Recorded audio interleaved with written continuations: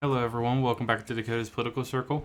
And today, guys, we're talking about how basically Trump will be picking his, basically be having his running mate at his first debate. Basically, the running mate he is picking for his vice presidential pick will be at the debate against Joe Biden on Thursday. And the person that he is picking as his VP does not know that he is getting picked. So the specific person that's getting picked literally doesn't even know. So it's going to be a big surprise to see who actually ends up at this debate, because the people that are at this debate that are VP on the VP shortlist are going to be high priority on the news, basically, and especially on this channel. I'm definitely going to be talking about it when it does happen.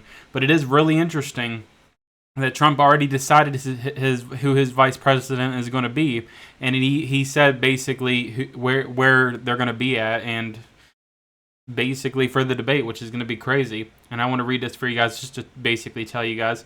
So, former President Trump said Saturday that he knows who his VP pick will be, and gave a clue about his or her likely debate night plans. Asked by NBC whether he has decided on a VP, he said, "In my mind, yeah." Adding to that, person will most likely be at Thursday's debate. They'll be there. I think we have a lot of people coming. Trump said nobody knows his choice yet. Obviously, Doug Burgum, J.D. Vance, and Marco Rubio are the top contenders as of right now, based on the finalists from what everyone is hearing.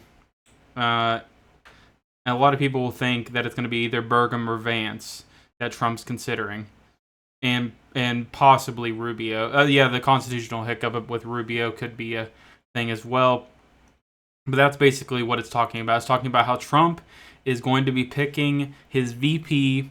Well, he'll basically, he already picked his VP, but he will be he basically, his VP will be at the debate.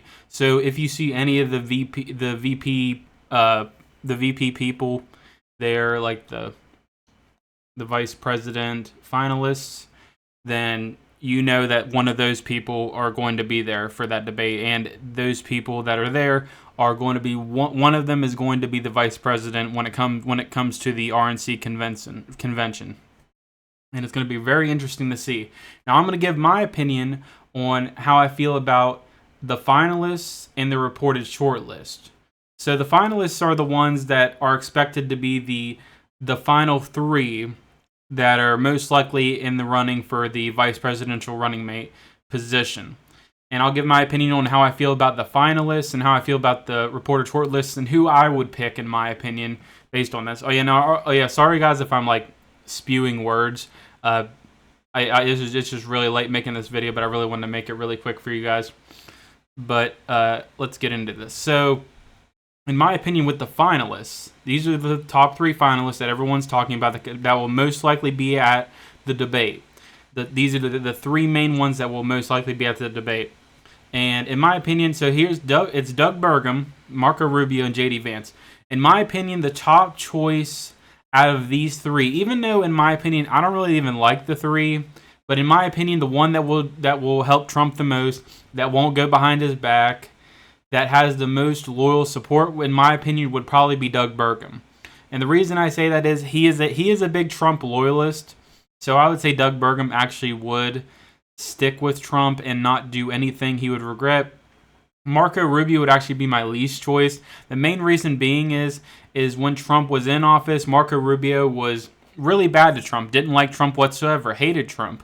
And I think the only reason he's being nice to Trump is because he's basically the leader of the Republican Party now. And I think he's trying to get on Trump's good side. Even though Marco Rubio does do good things, I just don't see him trusting in Trump if he became his VP. I think he'd do like kind of what Mike Pence would do, I guess you could say. And you know how that turned out. Now with J.D. Vance, Vance is really interesting to me because he has great policy. He has great support for Donald Trump now. But before like years ago, he hated Trump. He despised Trump. He did not like Trump whatsoever. He was a big Trump hater. but now he's a big Trump supporter. But it's very odd because he was the exact opposite years ago. Now, I understand that some people can switch and can be Trump supporters instead of Trump haters and just switch to the other side because they didn't know what they were looking at.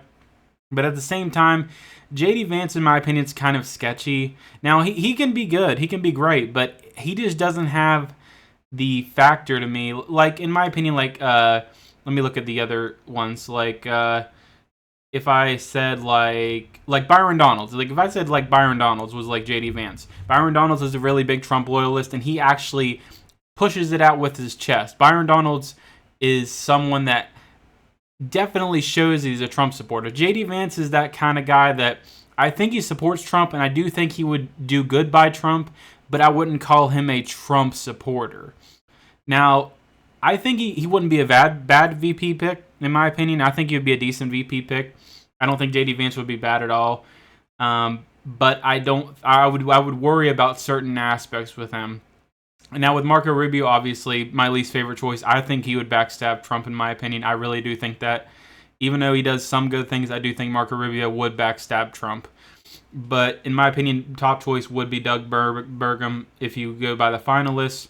Now, Doug Burgum, if he went with Doug Burgum after Trump gets out of office, I just don't see Doug Burgum running for president. If he ran for president, no one's going to vote for him. And if Trump endorsed him, no one's going to vote for Doug Burgum. It doesn't matter. Doug Burgum doesn't have that kind of charisma, I guess you could say, or that name.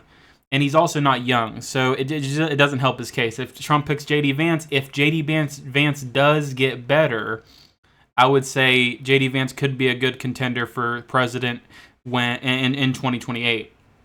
But who knows? Now I want to go to the reported shortlist just to talk about it for a tiny bit, just to tell you who I would pick on this. If I'm not counting the finalists, I'm just going to go from the shortlist. So this is the shortlist a lot of people were talking about that Trump could pick as his VP. Now, obviously, these are the finalists, but I just want to talk about them just to tell you who I would pick as my top choice. Now, out of all of these people, my opinion, the top choice for me would be Byron Donalds. Byron Donalds is a huge Trump supporter and a huge ally to Trump. In my opinion, out of all of these people, even the finalists, my top choice would be Byron Donalds because he's young. He's a huge Trump supporter. He has great policy he talks about. He's just a really great candidate. And I think if Trump made Byron Donalds his VP, he would do really well with African Americans. He could even have Byron Donalds be a presidential pick when it comes to 2028. I think Byron Donalds would be perfect for that. Now, obviously, he's not on the finalist list, which it's still possible he could be the vice president. You never know. But I think Byron Donalds is the best choice out of all of these. Honestly, all of these choices right here are actually good choices in my opinion. Not other than Tom Cotton. I think Tom Cotton's a little bit too old. And also Ben Carson. I think Ben Carson and Tom Cotton are a little bit too old to be VPs, in my opinion. But Byron Donalds, Tim Scott, Elise Stefanik, and also Glenn Youngkin would be good picks. I think they would be good picks. With the finalists, I would say Doug Burgum is probably the best choice out of there. JD Vance is a little bit iffy to me, but I think he would be a decent pick. I would hate Marco Rubio if he became it. I would be thinking of Mike Pence every single time if I thought about Marco Rubio being vice president, which I hope does not happen. But those are the finalists. And I also wanted to show, this is Trump basically, his RCP averages as of right now. It's almost 1 point percentage as of right now. And obviously the battleground states showing right here. He's leading every single one still. And I wanted to show this map. So this is me basing all the toss-ups as of right now, like what I think could happen with each VP pick. And I'm only going to go off of the finalists. I just want to go off specifically the finalists because they are the finalists. If I went off the short list, there would be a little bit of different picks in my opinion. But let me go off the finalists. So if Trump picked Doug Burgum as his VP, I think it would basically be how Trump is going to win in office. So I would say Trump wins Nevada, Arizona, he wins Georgia, North Carolina, he wins PA, he wins Michigan, Wisconsin, and then he loses Minnesota and Virginia. And it would be 312 to 226. That's what I think would happen if he picked Doug Burgum. Now, if he picked Marco Rubio, I would say I would say basically the same effect, but the difference is I think Trump would get a lot more Hispanic vote, especially in Florida. A lot of Hispanic voters will go out if he picked Marco Rubio. I think that would be a big advantage. I think there wouldn't be really an advantage at all for Doug Burgum. It's just more of like just a Trump loyalist, I guess you could say. With JD Vance, I think JD Vance would be kind of interesting. With because I think some people would turn to Trump with JD Vance in some aspects. Like I could see maybe Trump winning Minnesota if he got JD Vance in there because I mean JD Vance is an interesting pick. So I mean I would say it helps him in the election a little bit more than the others in my opinion. And in this scenario, I wouldn't pick Virginia to win it with anyone. The only way I could see Virginia winning whatsoever, which it's not on the finalist list, but if Glenn Youngkin was the VP pick here, I would say Virginia goes red because Virginia would go for Trump by several points if Glenn Youngkin was Trump's VP. Now, obviously, it's probably not going to happen, but I just wanted to mention that. Now, Byron Donalds, I just want to mention this real quick. If Byron Donalds was his VP, I think he would make a bunch of gains in certain areas. Like, I think he would make more gains in like places like Michigan, definitely Florida. He would gain a lot in Florida. He would gain more in like North Carolina, Georgia, I believe. I think he would gain in PA as well. Ohio, he would definitely gain, and also with JD Vance, he would gain in Ohio as well. I think basically if he picked JD Vance or Byron Donalds, this is what the map would look like. But with the other ones, like if I just go based off of Doug Burgum, which is probably going to be the pick, I would say Trump loses Minnesota, and this is basically how the map looks. Basically how it is looking as of right now based on the polling. So that's basically how I see it happening if he does pick Doug Burgum. Which, still not a bad pick. He is a Trump loyalist. I think it wouldn't be a bad pick. It'd just be a basic pick, I guess you could say. It wouldn't be, like, out of left field, I guess you could say. So, I think Doug Burgum, best pick out of the finalists, and the most safe pick. Now, with the short list included, I would say Byron Donalds is, like, the home run pick, in my opinion, out of every single one of them. Now, Glenn Youngkin could be a home run if he sticks. It makes me think of JD Vance. If he sticks to his policy and trust in Trump, I think Glenn Youngkin could be a good VP. But Byron Donalds is the one I just trust fully, no matter what, if he became VP.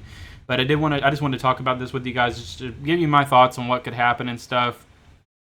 But yeah, I can't wait to see who is going to be attending the first debate, just to see who could be Trump's VP, because it will be in the room.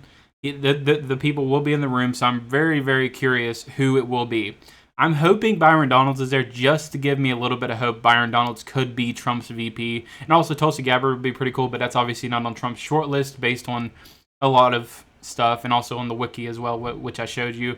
So based on the wiki, I hope it's either Elise Stefanik, maybe Byron Donalds would be pretty cool.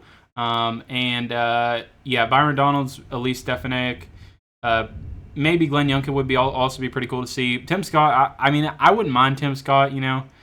Ben Carson, I don't really want him as of right now because he's getting pretty up there in age, but he is a pretty awesome dude. But yeah, I just wanted to talk about that with you guys. But yeah, I hope you guys enjoyed this video. Thank you guys so much for watching. Let me know in the comments, who do you think Trump's VP is probably going to be? In my opinion, I think it's going to be Doug Burgum. That's who I think it's going to be. Maybe JD Vance. I think JD Vance is probably the second option Trump's probably going to pick. But who I want is probably Byron Donalds based on the list I showed you. I want Byron Donalds. That would be a home run in my opinion. But that's my opinion. But anyway, guys, I hope you guys enjoyed. Thank you guys so much for watching, and I'll see you guys in the next one. Bye, guys.